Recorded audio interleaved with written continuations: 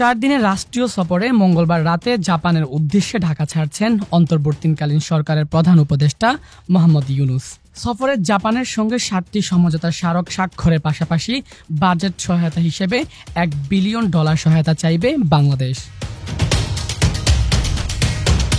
সোমবার পররাষ্ট্র মন্ত্রণালয়ের আয়োজিত সংবাদ সম্মেলনে এ তথ্য জানান ভারপ্রাপ্ত পররাষ্ট্র সচিব রুহুল আলম সিদ্দিকী। তিনি জানান, আমরা বাজেটারি সাপোর্ট হিসেবে জাপানের কাছে $1 বিলিয়ন চাচ্ছি। সরকার প্রধান মঙ্গলবার রাতে ঢাকা থেকে যাত্রা করে পরের দিন সকালে টোকিও পৌঁছাবেন। সফরের প্রথম দিন বিকেলে সাক্ষাৎ করবেন জাপান বাংলাদেশ পার্লামেন্টারি ফ্রেন্ডশিপ লীগের প্রেসিডেন্ট ও জাপানের সাবেক প্রধানমন্ত্রী তারাসো।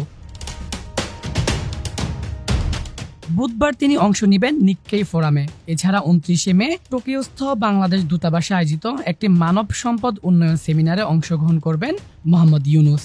এই সেমিনারে বাংলাদেশের দক্ষ জনশক্তি কিভাবে জাপানের চাহিদা অনুযায়ী প্রস্তুত ও প্রেরণ করা যায় সে বিষয়ে আলোচনা হবে। এ সফরে স্বাক্ষরিত 7টি সমঝোতা স্মারকের মধ্যে 2টি জনশক্তি রপ্তানি সংক্রান্ত বলে জানিয়েছেন পররাষ্ট্র সচিব। BMET ও 2 জাপানি প্রতিষ্ঠানের মধ্যে এই সমঝোতা স্বাক্ষর হবে। বিষয়গুলো হবে স্কিল ডেভেলপমেন্ট ও জাপানি ভাষা প্রশিক্ষণ নিয়ে।